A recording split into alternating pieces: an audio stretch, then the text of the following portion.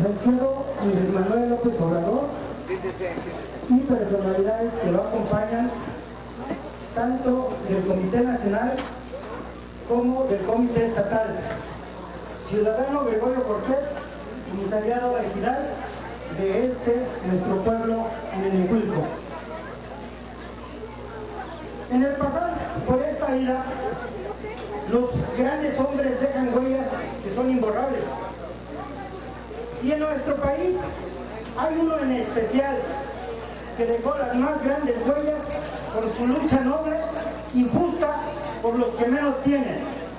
Y sí, ¿saben de quién estoy hablando? De mi general Emiliano Zapata Salazar.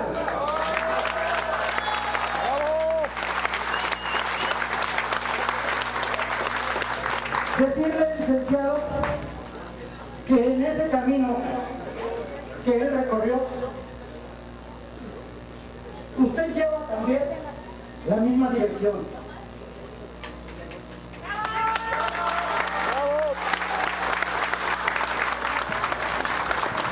Al Comité Municipal de Morena en Ayala y al pueblo de este municipio, nos llena de orgullo contar con la visita del compañero Andrés Manuel López Obrador, máximo líder contemporáneo de la lucha del pueblo de México, hombre congruente con sus ideales, que son compartidos por los que de manera nos hemos dado a la tarea de organizar al pueblo, para que desde todas las calles, cuadras y colonias podamos defender a nuestra patria. ¡La lucha sigue! ¡Zapata vive! ¡La lucha sigue! ¡Zapata vive, vive! ¡La lucha sigue y sigue! Si Zapata viviera, con nosotros estuviera. Si Zapata viviera, con nosotros estuviera. Le permito darle la palabra a nuestro dirigente y consejero nacional, licenciado Andrés Manuel López Obrador. ¡Bravo!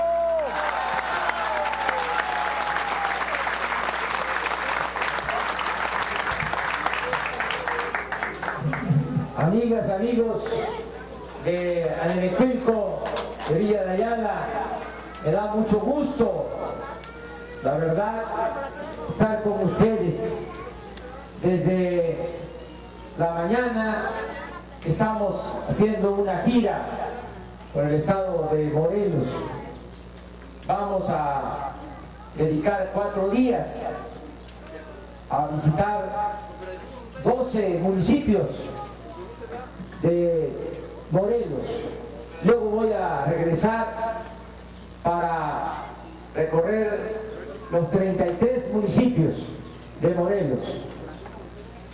Estuve la semana pasada en Chiapas y así estamos de nuevo recorriendo todos los pueblos, todos los municipios del país. Tenemos que hacer estos recorridos, estas giras, para que no se apague la llama de la esperanza, que no se pierda la fe. Se necesita más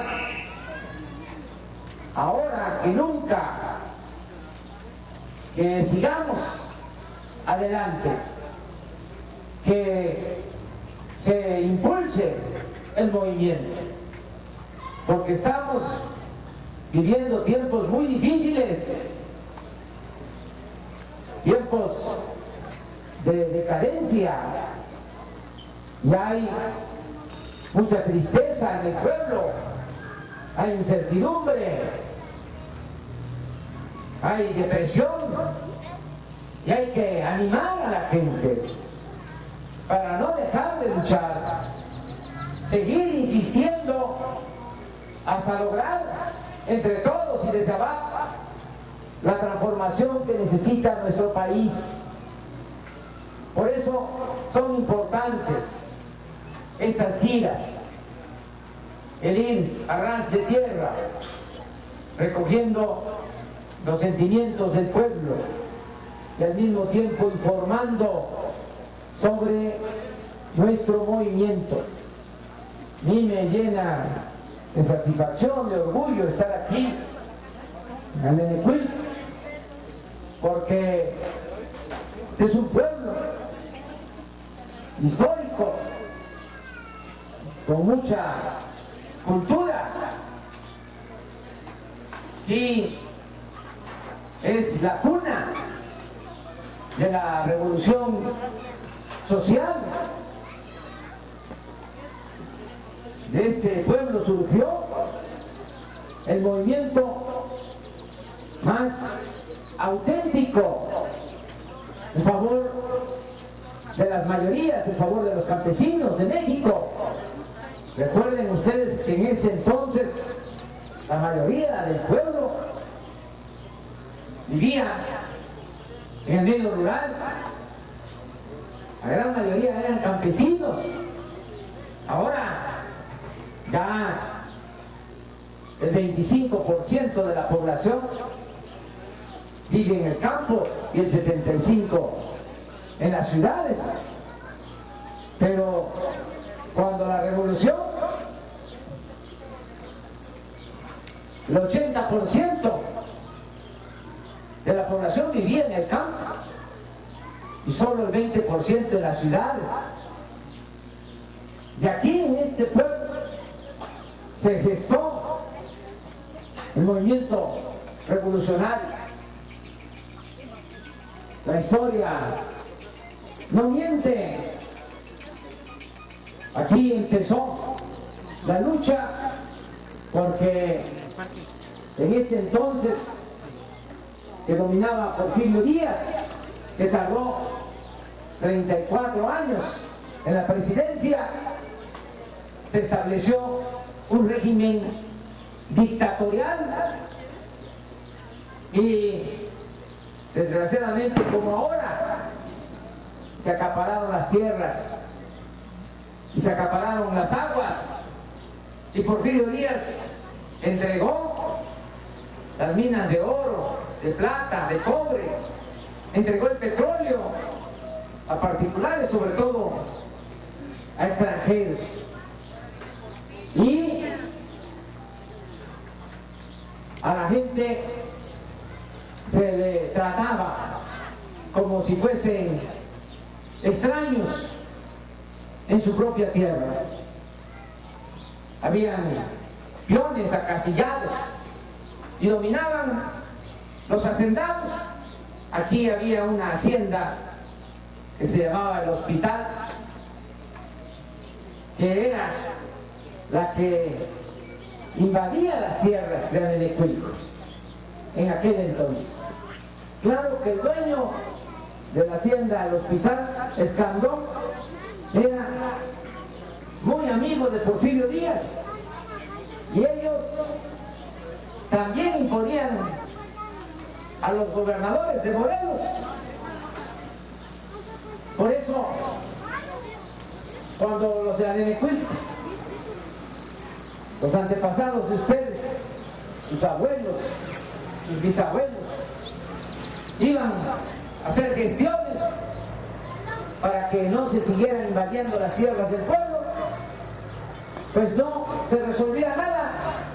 En una ocasión llevaron un escrito a las autoridades a Cuernavaca, y el gobernador, en vez de atenderlos, le mandó el escrito a Escandón, al hacendado. Y Escandón le escribió al gobernador: dígale a los de Anenecuilco que si quieren sembrar, que lo hagan en maceta. Se burlaban. Así fue que en una asamblea se renovó a la representación del pueblo, a las autoridades. Los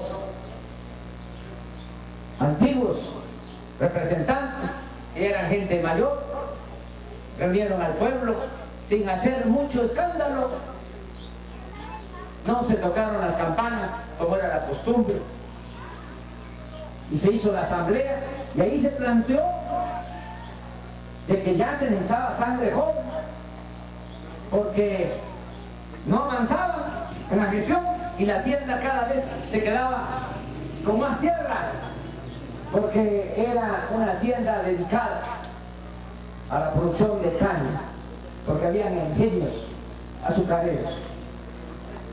Y en esa asamblea, casi en silencio, se eligió a Emiliano Zapata en septiembre de 1909 como representante del pueblo de Arequipa. Y General Zapata hablaba poco, pero tenía aplomo, tenía cabeza, tenía corazón y tenía carácter, mucho carácter. Y ya fue 2, 3 veces nada más. La gestión se dio cuenta que no se iba a lograr nada haciendo los trámites y organizó a la gente para desalambrar y para iniciar el movimiento revolucionario. Esa es la historia, por eso me da mucho gusto estar aquí con ustedes. Y la cuento, y todos tenemos que conocer esa historia y toda la historia de México, porque el que no sabe de dónde viene, difícilmente va a saber hacia dónde va. Nuestro movimiento es la continuación de ese proceso. Han habido 3 grandes transformaciones en la historia del país. La independencia, cuando esos 2 curas buenos, extraordinarios, rebeldes, Hidalgo y Morelos, lucharon para que México fuese un país independiente luego de 300 años de dominación colonial. También Hidalgo y Morelos lucharon porque se aboliera la esclavitud. La segunda transformación que hubo fue el movimiento de reforma encabezado por Juárez y los liberales. La tercera transformación fue la revolución de 1910. Y nosotros queremos llevar a cabo la cuarta transformación de la vida pública del país. ¡Bravo! Para eso es nuestro movimiento. No es llegar a los cargos, ocupar puestos. Si fuese por eso, no haría falta estarnos aquí acalorando para obtener un cargo con ser medianamente inteligente y con ser un poco lambiscón. Con eso es más que suficiente.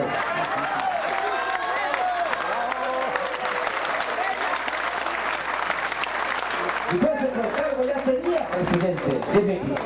Hubiesen dejado pasar los de la mafia del poder si les hubiese yo garantizado que no iba a cambiar nada.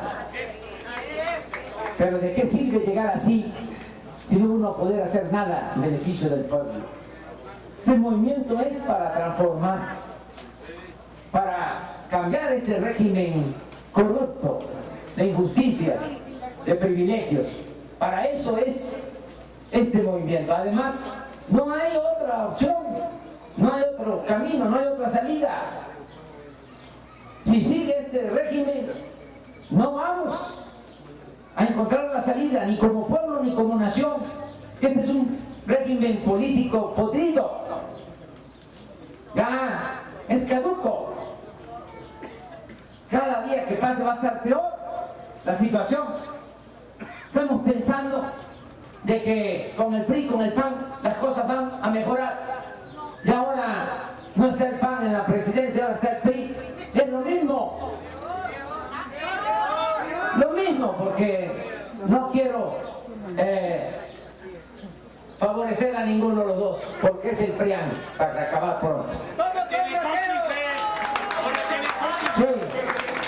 Entonces, miren, ahora, con Peña Nieto, lleva 1 año, 5 meses, 4 contrarreformas. Primero, la llamada reforma laboral, En vez de mejorar el salario de los trabajadores, hoy es día 1 de mayo. Hace 200 años, Morelos decía que se elevara el salario del peón. Esa era su demanda. Ahora no hay empleo y el que tiene empleo, el que tiene trabajo, tiene que recibir un salario que no le alcanza ni siquiera para lo más indispensable. ¿Para qué fue la reforma laboral? Para ya ni siquiera pagarle a los trabajadores salario mínimo por 8 horas, sino poder contratar a los trabajadores por hora, pagar 8 pesos la hora, 32 pesos 4 horas, ni para el pasaje de los trabajadores. Esa es la llamada reforma laboral, y engañaron de que con eso iba a haber muchos empleos. También se aprobó la llamada reforma educativa, que no tiene nada que ver con mejorar la calidad de la enseñanza, nada que ver con entregar de manera gratuita los útiles escolares, los uniformes escolares, que haya becas, que haya alimentación en las escuelas, que no se rechaza a los jóvenes que cuando quieren ingresar a nivel superior a las universidades públicas se les excluye, se les hace a un lado con la mentira, con el pretexto de que no pasan el examen de admisión, cuando eso no es cierto. No es que no pasen el examen de admisión, es que no hay cupo, no hay espacio, porque no hay presupuesto para la educación pública. ¿Para qué es entonces la llamada reforma educativa? Para quitarle derechos a los maestros y para privatizar la educación. Ya tienen la intención de dejar el mantenimiento de las escuelas a los padres de familia. No lo han podido hacer por el movimiento de los maestros. Por eso no hay que dejarse engañar con las campañas de radio, de televisión en contra del magisterio aquí en Animoculco. Volvemos a decir, en Morena siempre vamos a estar a favor del magisterio nacional, siempre vamos a estar a favor de las maestras y de los maestros de México. La tercera reforma es la llamada reforma fiscal, aumento de impuestos, sobre todo aumentos en las gasolinas, el diésel, el gas, la luz. Lo que va de Peña Nieto ha aumentado 2 pesos litro de gasolina. Por eso la inflación, por eso la carestía. Y no se justifica el aumento de impuestos. Por eso es inmoral, es un agravio, es una cachetada al pueblo de México aumentar los impuestos en épocas de crisis y sobre todo aumentar los impuestos sin combatir la corrupción. Si se combatiera la corrupción, no haría falta aumentar los impuestos, porque hay dinero suficiente. El presupuesto de este año es de 4 billones de pesos. Es un cerro de dinero. 4 billones, dinero del pueblo, de todos. Porque el presupuesto no es dinero del gobierno, no es dinero de los funcionarios. Los funcionarios son simplemente administradores de los dineros del pueblo. Y por cierto, malos administradores, corruptos. Si ese dinero se distribuyera partes iguales, somos 26 millones de familias en el país, alcanzaría para entregar 12,000 pesos mensuales por familia. Pero eso no sucede. No baja el presupuesto, no le llega a la gente, se queda arriba, se lo roban. Yo calculo que por lo bajo se roban el 10% del presupuesto nacional. Si es 4 billones el presupuesto de este año, pues se roban 400,000 millones de pesos. Y no solo es la corrupción, es también el derroche, los privilegios para la alta burocracia. Le cuesta mucho al pueblo mantener al gobierno. Su gobierno mantenido y bueno para nada. el que se tiene en nuestro país. Sueldos para los altos funcionarios públicos hasta de 600,000 pesos mensuales. Eso es lo que ganan los ministros de la Corte. Diputados federales, 300,000. Senadores, 500,000. Todos los expresidentes reciben pensiones millonarias. Están creando cada vez más aparatos burocráticos. Ahora ya no va a haber IFE, ahora se llama INE. La misma porquería, porque no se garantiza el respeto al voto, no se respeta la voluntad de los ciudadanos. Pero eso sí, los que se fueron, los consejeros del IFE, cada uno se llevó 400,000 pesos, de 4 millones de pesos, exactamente, de gratificación. Qué bien que me corregiste. 4 millones cada uno fue lo que cobraron. Y esto es de arriba para abajo, no es de abajo hacia arriba la corrupción, o no es nada más la mordida, es arriba. ¿Qué pasa? Que nos han hecho creer de que arriba no. El gobernador es una gente bien intencionada, pero los que lo rodean, las autoridades de abajo, son los que no cumplen con su responsabilidad. ¡Mentira! El problema siempre está arriba. Los contratos más jugosos de obras públicas se autorizan arriba. Si aquí se va a hacer en Morelos una carretera, una obra grande, pues es el gobernador el que dé el visto bueno. Ni siquiera es el secretario de Obras Públicas, menos los presidentes municipales. Y lo mismo a nivel nacional. Todos los contratos de obras, sobre todo esto que tiene que ver con lo energético, se autoriza arriba, en Los Pinos. Nada más para que vean la mentalidad de los gobernantes de México. Ustedes a lo mejor aquí en el Enecuilco no saben, no porque no quieran saberlo, sino porque en México no se garantiza el derecho a la información y tienen los de la mafia del poder bien controlado a los medios de comunicación, a la radio, a la televisión, porque así es como administran la ignorancia en el país. Pero deben ustedes saber que Peña Nieto aceptó comprar un avión que vale 7,000 millones de pesos para sus viajes. Un avión de todo lujo. No hay un mandatario, un gobernante en el mundo con un avión que cuesta 7,000 millones de pesos. ¿Cuánto tiene Villa de Ayala de presupuesto al año? Debe tener como unos 100 millones. Como 60. Bueno, pues si tuviese 70 millones al año, el avión de Peña Nieto costó 7,000.